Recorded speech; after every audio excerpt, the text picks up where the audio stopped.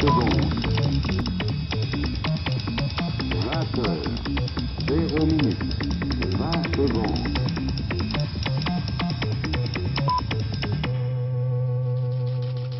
20 heures, 0 minutes, 30 secondes. Mesdames, Messieurs, bonsoir. Bienvenue à tous. Aujourd'hui, lundi 5 septembre 2022, ce n'est pas un jour comme les autres puisque c'est la veille d'un sombre anniversaire. En effet, il y a un an, le 6 septembre 2021, nous avons perdu un grand homme du paysage français dans l'art, Bébel alias Jean-Paul Belmondo.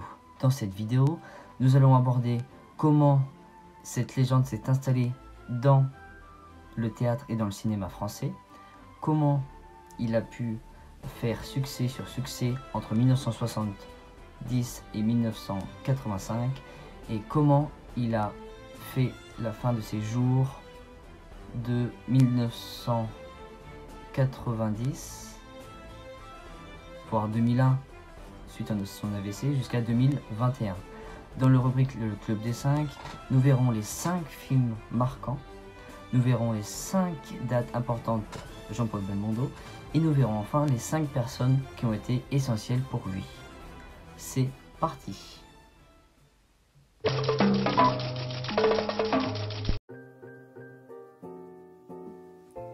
Tout a commencé un 9 avril 1933 à Neuilly-sur-Seine, en France. Un petit bébé est né et il ne sait pas encore que 89 ans plus tard, on lui rendrait hommage pour ses performances et ses qualités. Il faut savoir que celui-ci a commencé au théâtre dans les années 1950 à ses 17 ans. En 2 ans, il va échouer ses examens, mais aidé de Raymond Girard, il va pouvoir être enfin accepté. 1950 n'aura pas été qu'un brouillon car il ne commence au théâtre que réellement en 1953. C'est seulement 3 ans plus tard qu'il réapparaît au grand écran. Pour l'anecdote, il a pu croiser Alain Delon dans le film Sois belle et tais-toi en 1958 et ce dernier était aussi débutant que lui à l'époque. Ce n'a pas été facile pour lui car contrairement à d'autres qui peuvent avoir une carrière qui décolle en un instant, il a fallu pour Jean-Paul Belmondo de s'accrocher avec de petits rôles avant d'avoir son premier rôle important en 1959 dans le film À double tour de Claude Chabrol. Si un jour vous tombez ou retombez sur un extrait de la dramatique télévisée se nommant Les Trois Mousquetaires,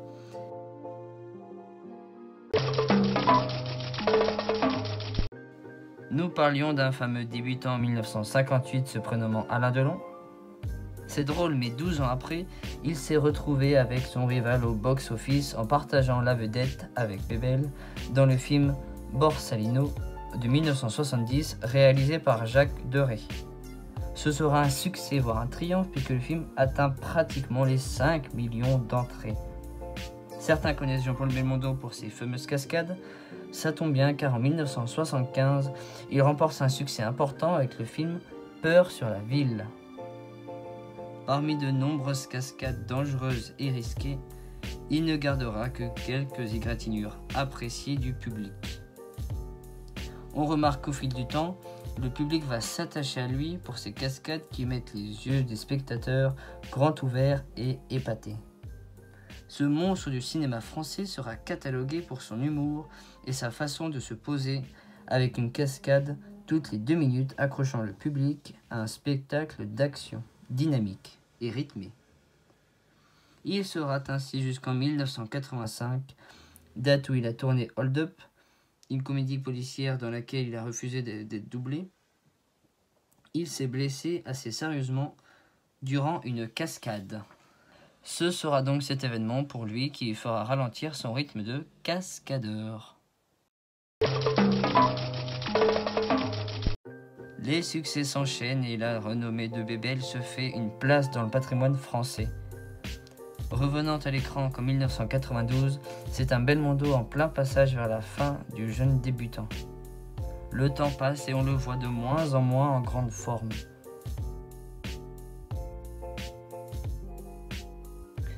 Des Guignols où il était caricaturé en automate rouillant lors de Roland Garros, à son hospitalisation à Brest Fin novembre 1999, son image et état de santé ne le montrent plus comme un cascadeur qui n'a peur de rien.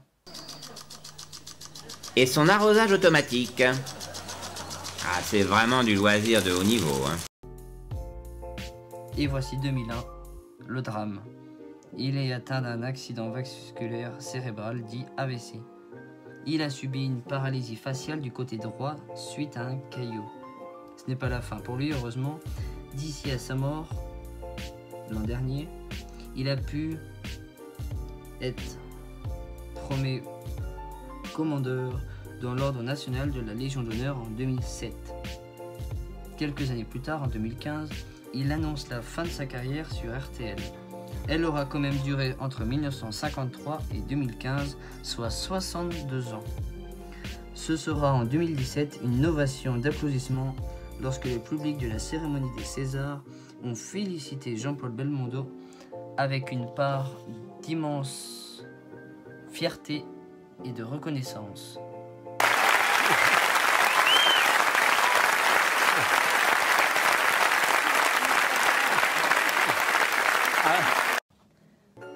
Malheureusement, c'est donc l'année dernière qui nous a quittés. Cela fait donc un an pile demain, 6 septembre 2022. On gardera une émotion particulière de son hommage fait sur la musique Chic May d'Ennio Morricone de son film Le Professionnel sorti en 1981. On a porté son cercueil vers la sortie des Invalides, ce qui a permis une profonde émotion.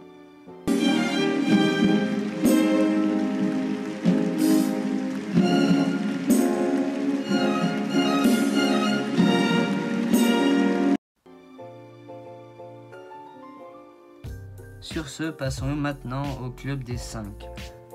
Et commençons avec 5 de ses films marquants.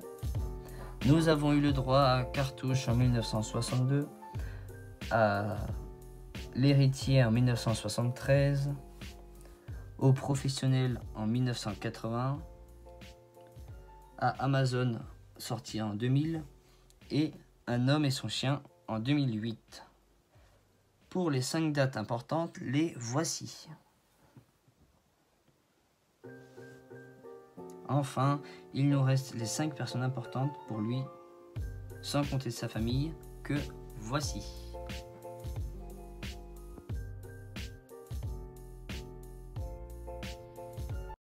Et voici que l'épisode à titre d'hommage sur Jean-Paul Belmondo est déjà terminé. En résumé, Bébel a été quelqu'un qui a marqué les Français à cause de cascades et de rôles au cinéma comme au théâtre. Et il restera dans nos cœurs et dans nos esprits pour longtemps, qu'on l'espère, le plus possible.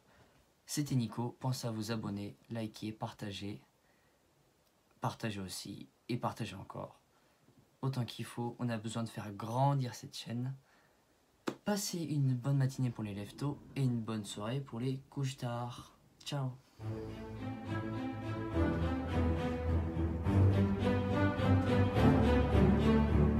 Thank you.